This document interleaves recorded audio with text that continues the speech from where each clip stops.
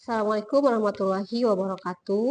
Perkenalkan, saya Endah Yuniarti, SPT MSI, dosen Program Studi Peternakan Kak Pangandaran, Fakultas Peternakan Universitas Pajajaran. Sebagai dosen pada perguruan tinggi, saya telah melaksanakan Tridharma Perguruan Tinggi, yang mana salah satunya adalah pengajaran. Video pengajaran kali ini saya buat untuk memenuhi unsur pengajaran dalam pernyataan diri dosen pada unjuk kerja Tridharma Perguruan Tinggi PDD UKTPT dalam rangka sertifikasi dosen tahun 2025. Pada kesempatan ini, saya akan menyampaikan materi dengan topik prinsip dasar pengolahan susu dan sifat fungsional protein. Dalam penyampaian materi ini, saya menggunakan pendekatan DIA, yaitu Delivery, Interaction, dan Assessment. Berikut adalah video proses pembelajaran pada mata kuliah Teknologi Pengolahan Susu dan Telur. Ya, baik. Assalamualaikum warahmatullahi wabarakatuh. Ya, selamat siang teman-teman. Gimana kabarnya? Sehat? Ya, baik. Alhamdulillah hari ini kita bertemu kembali ya di mata kuliah Teknologi Pengolahan Susu dan Telur. Hari ini kita masuk ke pertemuan minggu kedua ya. Nah, sebagaimana minggu lalu kita sudah membahas kontrak perkuliahan dan juga RPS.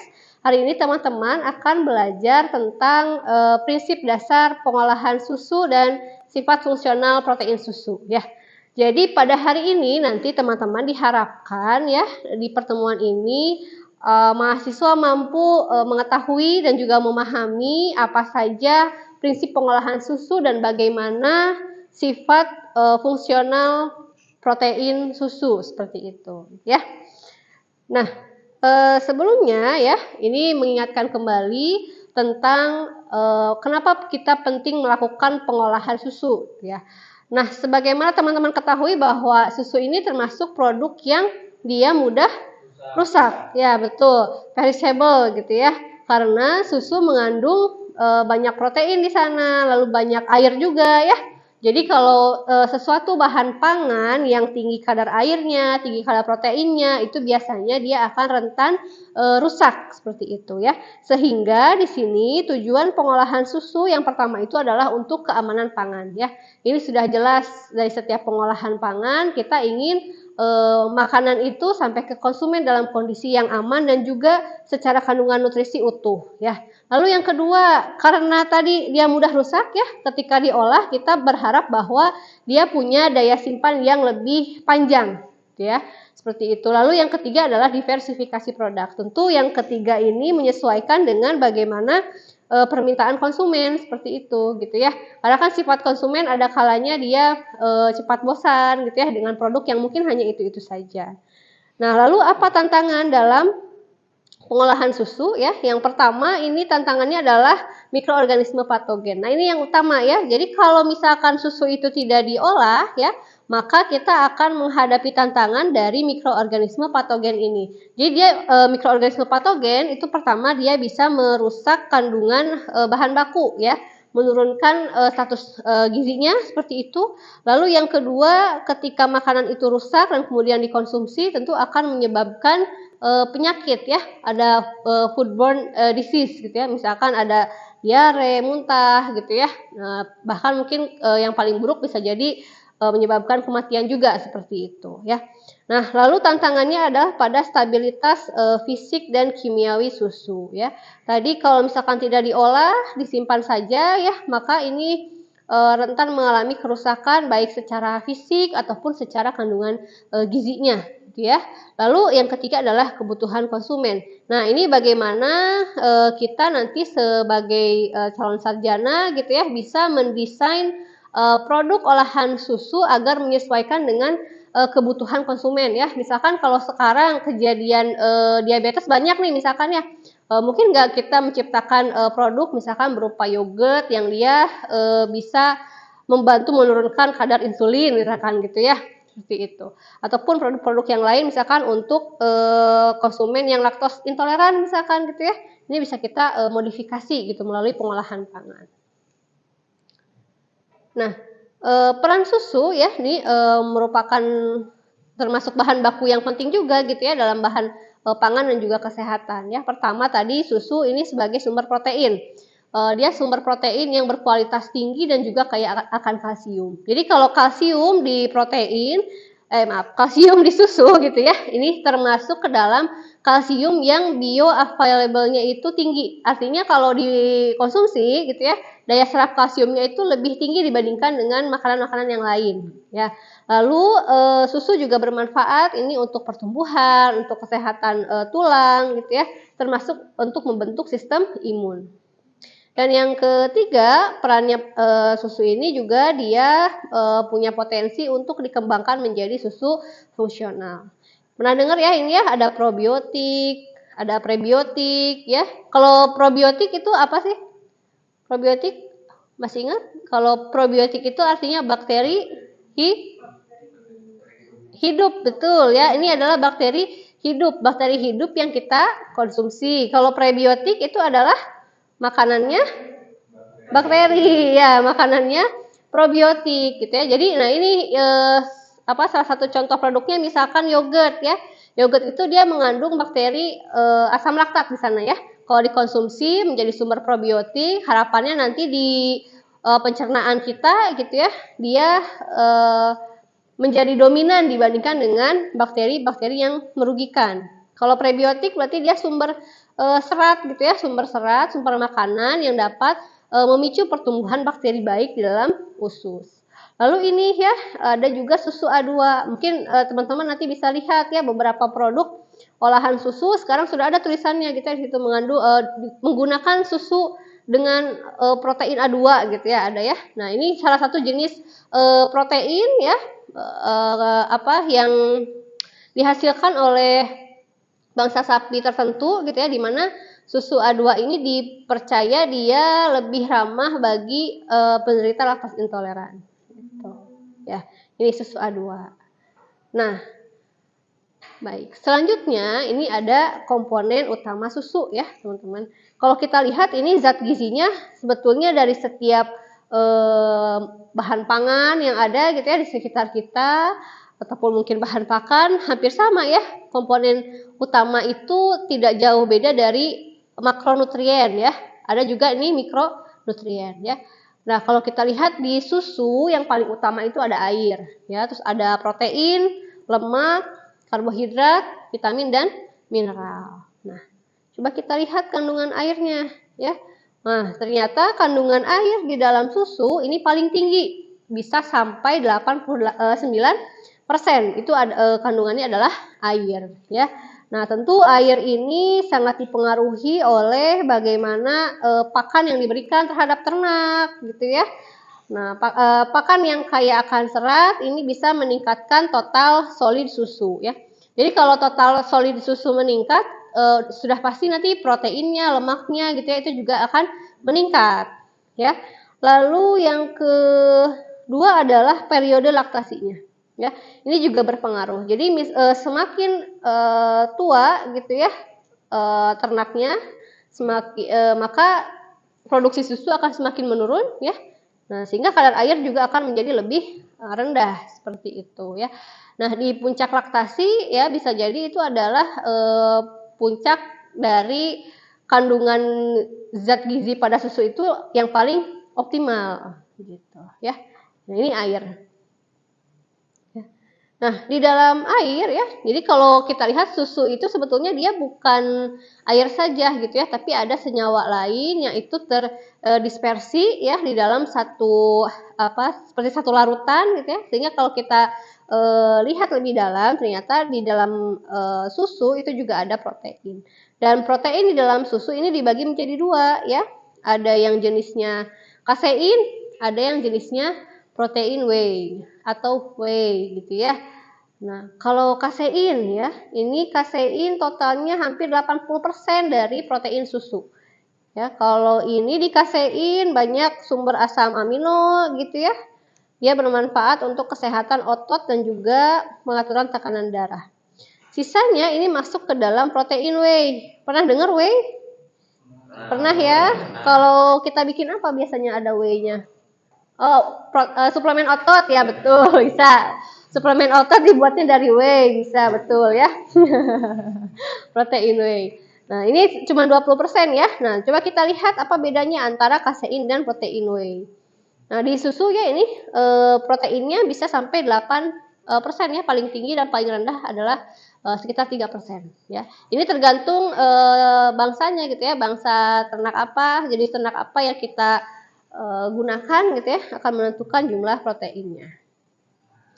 Nah, yang pertama ini ada kasein ya. Jadi kalau kasein ini adalah fraksi protein yang tidak larut ya, harus kita ingat kalau kasein itu dia tidak larut di dalam air, tidak larut di dalam lingkungan asam, dan dia membentuk struktur misel ya. Struktur misel itu kurang lebih seperti ini gitu ya, dia bergabung menjadi satu bulatan gitu ya kalau kita lihat. Nah, si misel ini ya antar misel yang satu dengan misel yang lainnya di permukaannya itu dia mengandung elektron yang bersifat negatif ya, sehingga itu membuat mereka sulit untuk menggumpal dalam kondisi pH netral gitu ya. Nah, tetapi kalau dalam kondisi asam ya, kalau dalam kondisi asam, misal kasein ini lama-lama elektron negatifnya ini melemah, lalu membuat mereka menjadi bergabung. Makanya kalau kita mengolah contohnya yogurt ya, yogurt kan itu dikasih bakteri ya, lama-lama kan pH turun karena asam. Lalu kita lihat teksturnya menjadi lebih kental ya. Nah, itu kental itu karena misel kaseinnya bergabung gitu ya, menjadi lemah si ikatan yang tolak menolaknya gitu ya. Jadi dia bergabung. Nah, kasein di sini ya, kita lihat ini juga ada beberapa tipe ya, ada alfa S1 kasein, alfa S2 kasein, beta kasein dan kappa kasein. Dari masing-masing jenis ini tentu punya fungsi yang berbeda-beda gitu ya.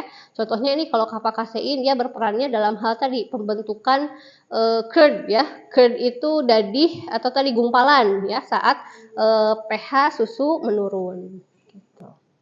Ya. Nah, ini kasein. Nah, yang berikutnya ini adalah whey. Nih, kalau lihat teman-teman bisa lihat ya di gambarnya ini. Ini ada gambar air ya, kurang lebih ini airnya kan ada ya yang agak kekuningan tapi tidak pekat gitu ya. Nah, itu namanya whey. Whey ini adalah hasil samping ketika kita mengolah keju misalkan ya.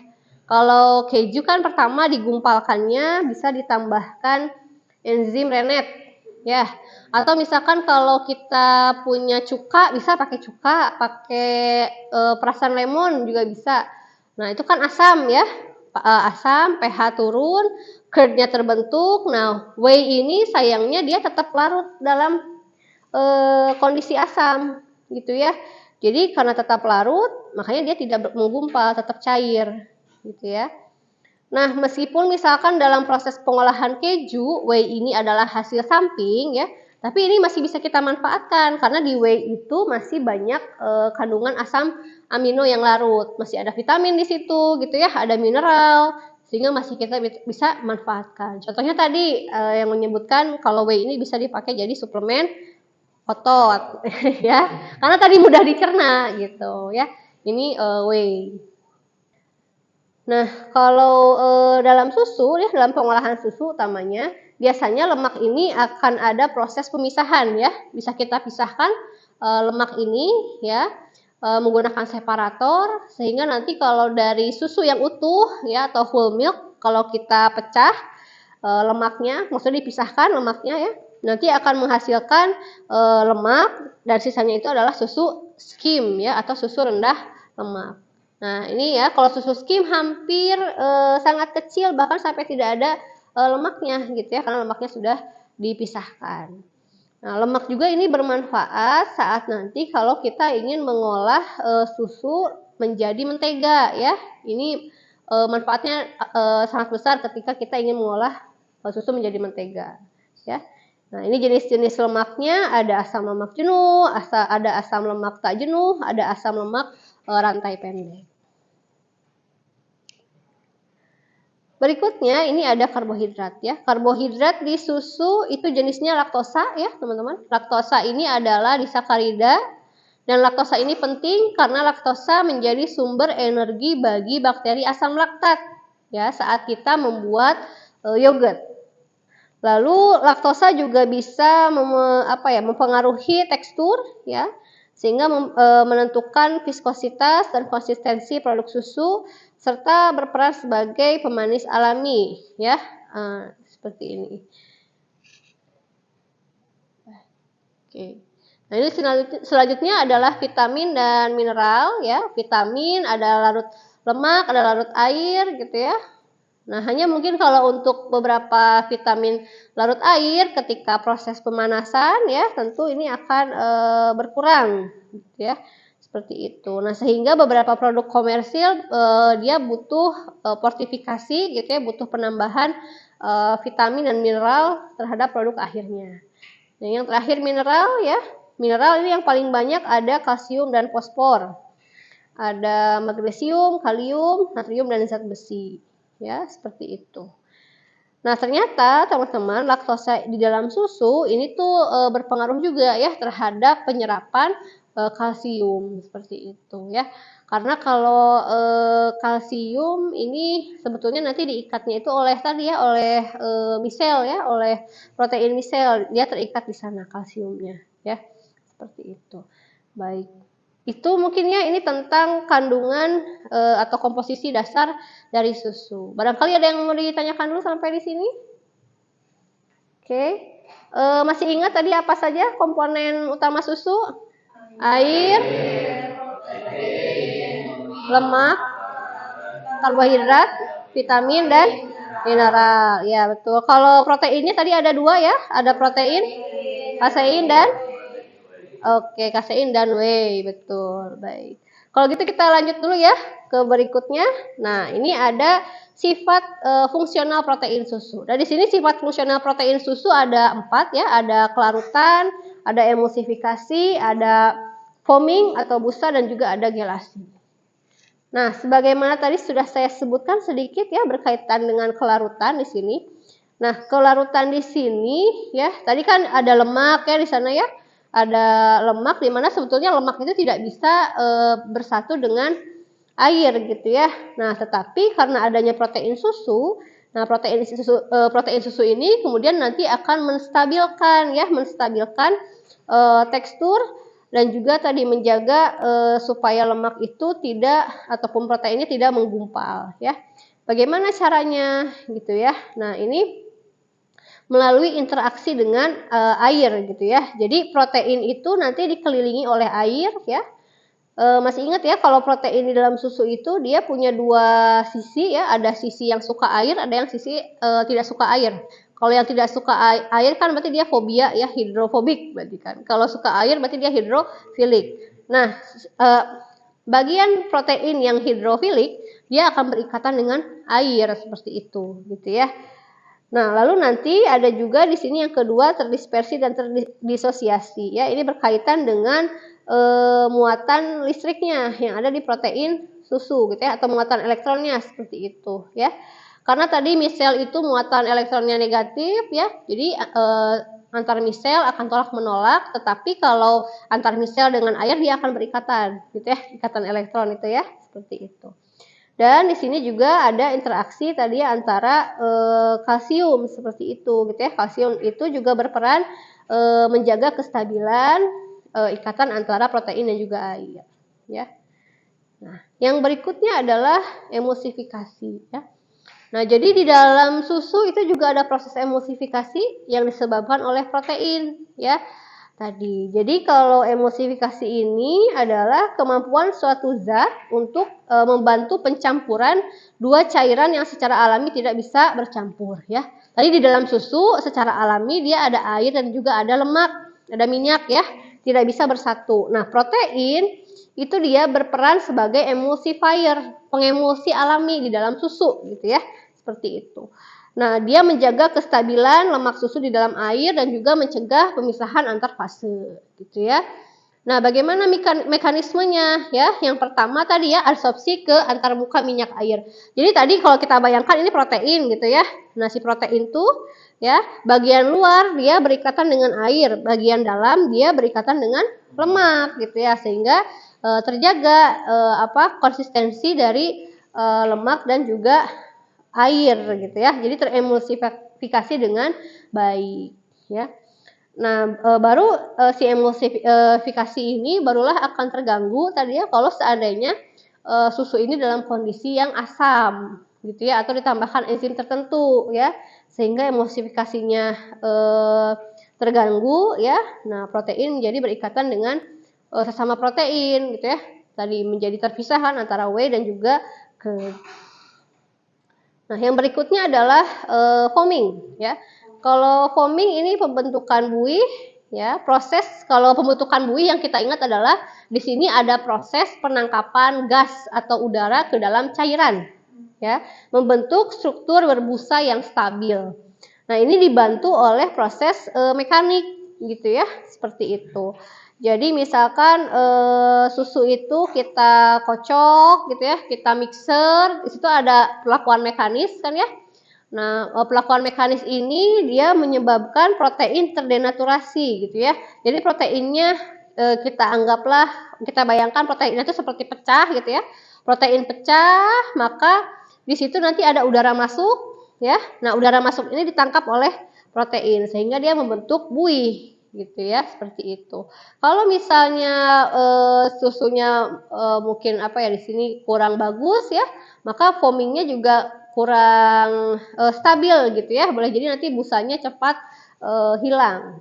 Nah, ini foaming ini ya bermanfaat ketika kita ingin membuat produk seperti whipped cream gitu ya, es krim gitu ya, ataupun susu berbusa gitu ya.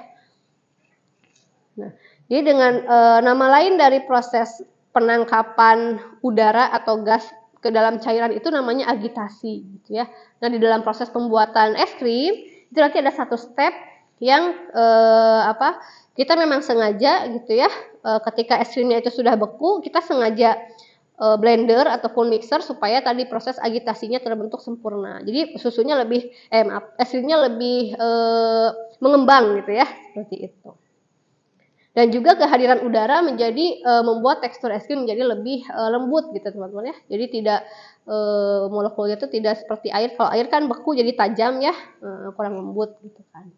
Nah, yang berikutnya adalah ada gelasi ya. Kalau gelasi ini dia proses di mana protein susu membentuk struktur 3 dimensi yang dapat menahan air dan menciptakan tekstur gel yang padat atau semi padat ya. Kalau proses gelasi di sini adanya di proses pembuatan yogurt, keju, custard gitu ya, ataupun puding yang berbasis susu. Nah, di sini yang pertama prosesnya itu adalah terjadi denaturasi protein, ya. Protein terdenaturasi artinya dia mengubah struktur 3 dimensinya gitu ya. Strukturnya berubah, lalu nanti di situ terjadi interaksi gitu ya antara hidrofobik dan hidrofilik ya. Yang hidrofilik nanti mengikat air seperti itu. Nah, lalu nanti terbentuklah struktur gel di sana ya, menjadi lebih padat dan lembut seperti itu ya. Nah, proses gelasi ini bisa dilakukan dengan 2 tahap ya. Pertama bisa dengan penambahan asam. Tadi ya, penambahan asam misalkan menggunakan bakteri asam laktat ya, lalu kemudian menambahkan beberapa cuka misalkan gitu ya, itu juga bisa. Nah, dimana kalau gelasi asam ini terjadi ketika pH susu turun, seperti itu ya, protein susu menggumpal dan membentuk gel. Karakternya ini lebih lembut ya, teksturnya ini lebih lembut dan lebih mudah pecah, kurang elastis gitu ya. Lalu bisa juga mengalami yang namanya sineresis, lebih cepat sineresisnya. Jadi sineresis itu terjadi ketika misalkan kita buat yogurt ya. Nah, pH-nya itu misalkan sudah ideal ya, yogurt itu mungkin di 4 atau 5 gitu ya. Nah, tetapi karena proses penyimpanan misalkan gitu ya, dan juga proses fermentasi terus berjalan, maka pH akan semakin turun kan ya. Nah, semakin turunnya pH itu akan menyebabkan sineresis. Jadi nanti kita lihat si yogurtnya itu teksturnya tidak lagi kompak gitu ya. Artinya ada air yang dilepaskan. Gitu ya. Itu namanya sineresis seperti itu. Nah, ini kalau misalkan gelasinya dengan asam. Ada satu lagi gelasi bisa kita lakukan dengan gelasi enzim, ya. Kalau gelasi enzim ini dia menggunakan enzim tentunya gitu ya. Sebagian besar menggunakan rennet, ya. Nah, rennet ini bisa digunakan untuk proses pembuatan keju, baik itu keju yang keras, keju semi keras ataupun keju lunak, ya. Nah, kalau dengan enzim ya, gel yang terbentuk dari susu ini dia lebih kompak gitu ya, lebih tahan lama seperti itu. Ya, tidak mudah mengalami sineresis dan teksturnya lebih kokoh ya. Nah, sehingga kalau misalkan diproses lebih lanjut, misalkan kalau untuk membuat keju yang keras gitu ya. Nah, setelah proses penggumpalan ini kan kalau ingin membentuk keju keras perlu diperam gitu ya. Nah, ini lebih cocok gitu ya si teksturnya. Ya. Dan juga tadi kekuatan gelnya lebih tinggi ya dibandingkan dengan gelasi menggunakan asam. Ya, itu ya tentang proses denaturasi protein. Silahkan ada yang mau bertanya? Oke, silahkan. Baik, terima kasih banyak Bu untuk kesempatannya. Sebelumnya, perkenalkan nama saya Erpan Nugraha dengan NPM akhir 04. Saya izin bertanya, tadi kan sempat ditampilin di PPT ada beta kasein A1 sama beta kasein A2. Nah, yang ingin saya tanyakan kan, kalau beta kasein A1 tuh contoh produknya kalau nggak salah UHT, terus kalau yang beta kasein A2 itu Kin Press Milk. Nah, itu tuh yang ngebedainnya apa gitu Bu, maksudnya tuh cara memisahinnya tuh beta kasein 1 sama beta kasein 2 tuh bagaimana gitu Bu? Apakah dari si sapinya gitu dicari dengan genetik yang emang dengan menghasilkan susu beta kasein 2 saja, atau emang dari susu sapi pada umumnya aja tetapi dipisahin gitu Bu? Mungkin seperti itu. Terima kasih Bu. Oke, baik, terima kasih atas pertanyaannya dari saudara Evan ya. Pertanyaannya bagus sekali. Tadi terkait dengan alfa S1 kasein, alfa S2 kasein dan beta kasein gitu ya. Ini yang membedakannya apa ya. Nah, ini sebetulnya yang membedakannya itu adalah apa? ikatan-ikatan dari ininya apa ya namanya ya? ikatan misel ini ikatan miselnya seperti itu gitu ya, seperti itu. Sebenarnya lebih ke strukturnya saja yang berbeda gitu ya. Ini misalkan alfa S1 berarti kan nanti ada ikatannya di apa ya, di cabang yang pertama gitu ya, di cabang yang kedua. Nah, bagaimana membedakannya? Kalau misalkan dari segi pengolahan ini dibedakan bisa jadi dari apa ya? sumber susunya gitu ya, tentu akan berbeda. Setiap bangsa susu komposisi kaseinnya ini akan berbeda seperti itu gitu ya. Termasuk juga tadi kappa kasein, beta kasein gitu ya. Nah, ini nanti bisa mempengaruhi tekstur akhir dari produknya seperti itu. Begitu mungkin ya, Kang. Ya, nanti bisa ya siap. Kalau kurang jelas nanti bisa dicari lagi seperti itu gitu ya, referensinya. Ya, baik. Saya rasa karena sudah habis juga waktunya gitu ya, teman-teman. Nah, untuk pertemuan hari ini sesuai dengan di RPS yang sudah kita paparkan pekan lalu, ada satu assessment yang harus teman-teman kerjakan gitu ya. Silahkan nanti berkelompok ya dan diskusi mengenai peran komponen utama di dalam susu ya dalam menentukan sifat fungsional protein. Lalu nanti jangan lupa berikan contohnya dalam aplikasi produk olahan susu ya. Nah, nanti hasil diskusi ini ditulis dalam kertas A4 dan diupload di Live Unpad paling lambat minggu depan gitu ya. Baik, saya rasa cukup sampai di sini dulu ya pertemuan hari ini. Terima kasih atas perhatian dan partisipasi dari teman-teman. Mohon maaf jika ada hal-hal yang kurang berkenan ataupun ada penjelasan yang kurang jelas selama perkuliahan, gitu ya. Billahi taufiq wal hidayah. Wassalamualaikum warahmatullahi wabarakatuh. Demikian video pengajaran yang bisa saya sampaikan. Saya berharap video ini dapat mendukung mahasiswa dalam memahami materi, mempersiapkan diri untuk praktis maupun pembelajaran lanjutan, serta menjadi bukti kontribusi saya dalam pengembangan Tridharma Perguruan Tinggi. Terima kasih. Wassalamualaikum warahmatullahi wabarakatuh.